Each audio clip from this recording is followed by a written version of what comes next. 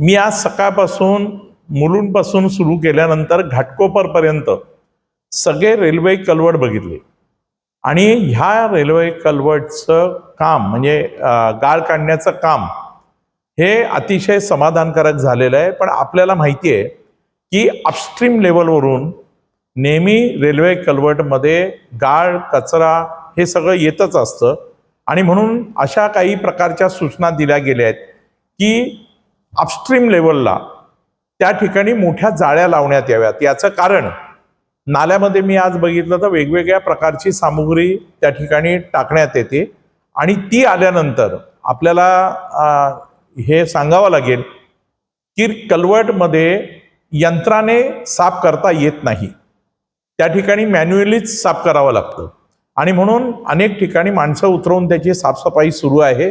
पण आम्ही ह्या सूचना दिल्या आहेत की रेल्वेच्या अपस्ट्रीम लेवलला चांगल्या प्रकारच्या जाळ्या बसवण्यात याव्यात। याचं कारण त्या ठिकाणी तो जर गाळ अडकला, त्या ठिकाणी ती जर सामुग्री अडवली तर ती त्या ठिकाणीच लिफ्ट करता येईल। हे वॉर्ड ऑफिसर त्या ठिकाणी हे काम करतील।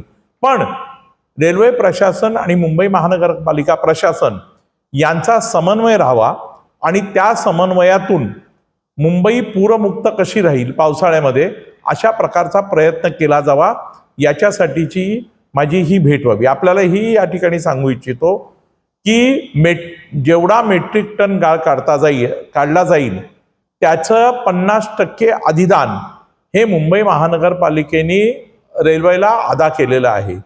अजून 14 ते 15 दिवस आमच्या सगळ्यांच्या हातात आहेत आणि रेल्वे कलवट जास्तीत जास्त साफ व्हावा, त्या ठिकाणची पातमुखं ही जास्तीत जास्त साफ व्हावी जेणेकरून रेल्वेच्या नाल्यांचा प्रवाह हा अखंडपणे प्रवाहित राहील आणि प्रामुख्याने रेल्वे सेवा ठप्प होणार नाही। त्याचबरोबर रेल्वे कलवट जर तुंबली तर त्याचं पाणी लोकवस्तीत आणि रेल्वे रुळावर जाणार नाही, याच्यासाठीची काळजी आम्ही घेतो।